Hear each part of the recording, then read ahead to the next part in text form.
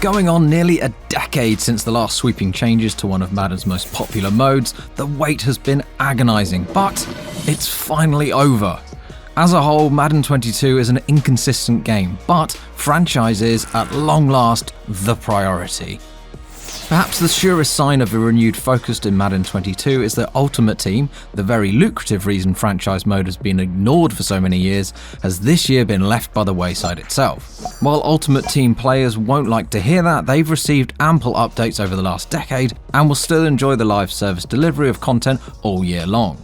The exciting thing is that now franchise will enjoy a similar rollout of content, but even on day one, franchise is the best it's been in years. It starts with the new coaching management system. Every franchise player will have direct control over their head coach, offensive and defensive coordinators, as well as the player personnel department. This extends from basic hiring and firing decisions to the much more interesting skill trees making their debut. Achieving goals in weekly matchups will earn staff points that can be distributed however the players see fit. Just like in an RPG, players will find themselves creating custom builds for their coaches. A power run heavy team may want to focus on improving their OC's ability to coach up pulling guards and protect the football, whereas a West Coast offensive would be better suited at improving quarterback protection and receivers' route running and agility. Each skill tree is presented in branches, and going down one branch will shut out its opposite branch, so smart, future-focused decisions are made every single in-game week.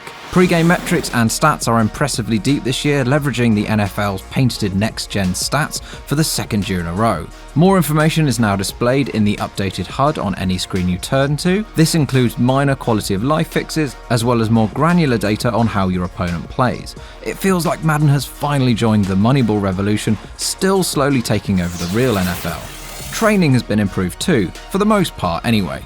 Noticing most players simulated training anyway, they've streamlined this year's practice sessions, enabling players to earn their XP faster and in a more focused way thanks to finer details in weekly schemes, which keeps all on-field gameplay in games that matter away from the rote but obligatory practice sessions. Where this system falters is in a way that actually affects the entire game. Stamina is meant to behave more realistically, punishing play spam, but it's going to need some tweaking. In one game emblematic of the issue in my franchise with the Titans, Derrick Henry rushed for 85 yards on just 6 carries, but strangely spent the whole second half exhausted, leading to him sitting out automatically at times and fumbling when he was playing. This is a new wrinkle and it seems like something they can tweak, so hopefully this is an August problem and not a November or September problem that keeps hanging around. There's also an issue with the new story engine of franchise, which is meant to sprinkle in small narrative-driven choices each week, mainly through press conferences and team meetings. But the stories don't add much and sometimes don't make any sense.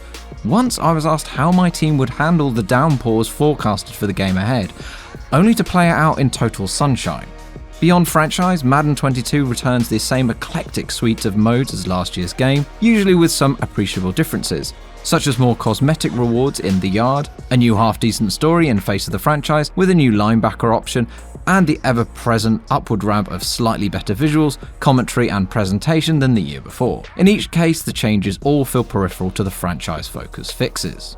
Even the first major content update in September will deepen the college scouting system for virtual team owners, reassuring franchise fans that Madden in the live service era means the game's launch is not just a one-off tip of the hat to the game's most played, but historically feature-deprived mode.